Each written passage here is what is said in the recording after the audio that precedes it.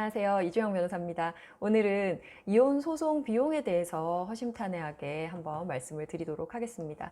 이혼 소송 비용이라고 하면 이제 법원에 내는 인지대, 송달료 이런 것들이 있고요. 그리고 가장 큰 부분은 아무래도 변호사 비용이죠. 오늘 그거에 대해서 차근차근 말씀을 드릴게요.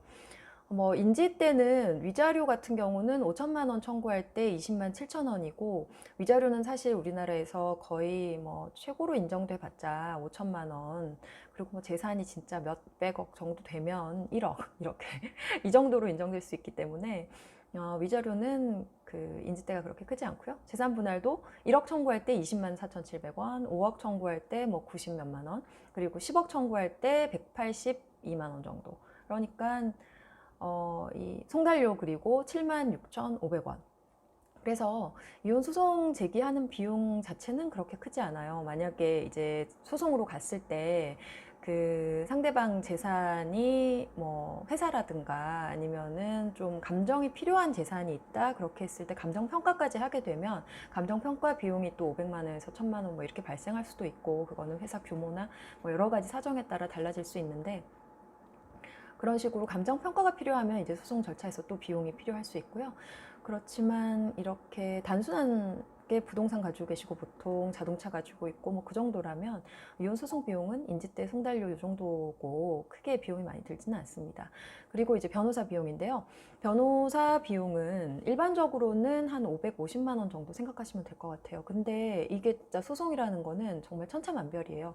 아주 사실은 간단하고 어쩌면 조정에서도 끝날 수 있고, 실제로 그런 건이라면은 330만 원도 가능해요. 그렇지만 보통은 상대방에 대해서 가압류나 가처분을, 재산에 대해서 미리 가압류나 가처분을 해야 되는 경우도 있고, 그 다음에 그렇지 않더라도 이혼 사유, 아예 이혼 여부에 대해서 굉장히 상호 간에 치열한 다툼이 있다던가, 그 다음에 재산 분할 같은 경우도 상대방이 재산에 대해서 숨겨놓은 게 있다던가, 아니면은 재산 범위를 정확하게 알지 못하기 때문에 재산 조사를 굉장히 철저하게 많이 준비해서 해야 되는 경우, 그런 경우라던가 이런 식으로, 그 다음에 양육권에 대해서 아주 좀 치열하게 다투는 경우, 이런 식으로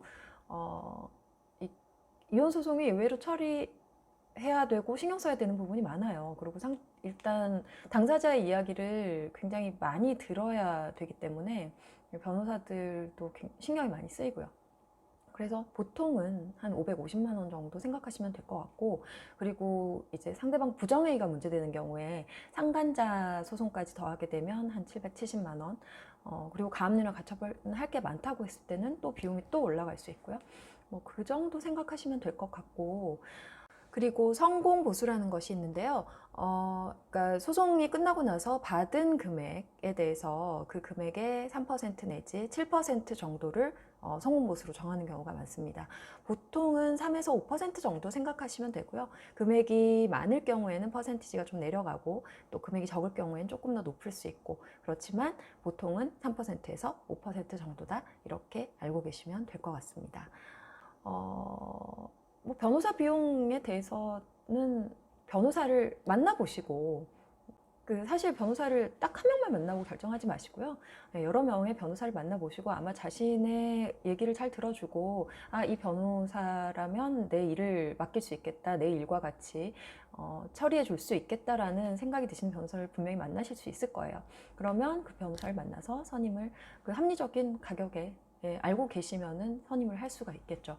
그리고 일단 변호사를 선임하실 때 한번 생각해 보셔야 되는 거는, 만약에 변호사와 상담을 하려고 하는데 사무장이 상담을 해준다, 그건 일단 피해야 되고요. 네, 그런 경우는 대부분 사무장이 서면을 써요. 그런 경우가 많기 때문에 사무장은 사실 법률 전문가가 아니거든요. 그런 경우는 무조건 피해야 된다. 그리고 중요한 거는 변호사와 연락이 잘 되고 소통이 잘 되느냐, 이 부분을 잘 보셔야 돼요. 이게 보통 아는 변호사나 친한 변호사가 잘 없기 때문에 누군가로부터 변호사를 소개받으면 그냥 그 변호사를 만나보지 않거나, 혹은 보고 그렇게까지 신뢰가 가진 않지만 그냥 아는 변호사가 없으니까 그렇게 선임을 하는 경우가 있는데요.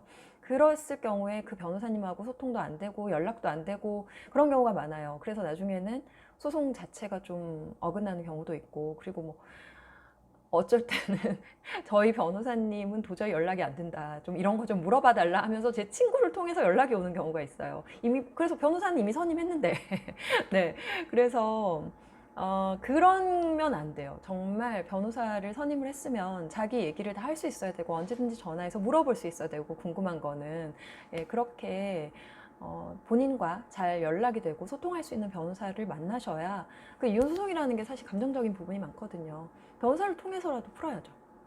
네, 자기 얘기를 충분히 들어주고 공감해주고, 그 다음에 이걸 법률적으로 풀어줄 수 있는 능력이 있는 그런 변호사를 만나셔야 되고, 그런 변호사는 본인이 또 열심히 찾으시면 얼마든지 만날 수 있습니다. 네, 그래서 변호사를 선임하실 때는 꼭 변호사를 만나보시고, 직접 만나보셔야 되고, 또 자기한테 충분히 어떤 신뢰를 주지 못한다고 하면 또 다른 변호사를 만나보시고, 그렇게 해서 좀 신중하게 선택을 하시는 게 좋아요. 특히 법률 문제는 한번 꼬이면은 이게 풀기가 어려워져요. 더 처음 시작부터 잘 풀어나가야지만 예, 좋은 결과를 얻을 수가 있습니다. 예, 그래서 변호사 비용에 대해서 그리고 변호사 선임 방법에 대해서도 간단히 말씀드렸고요. 도움이 되셨다면 좋아요와 구독 꼭 부탁드리겠습니다. 감사합니다. 안녕하세요, 이재호 변호사입니다. 친변이라고 할까? 친변 이재호 변호사입니다.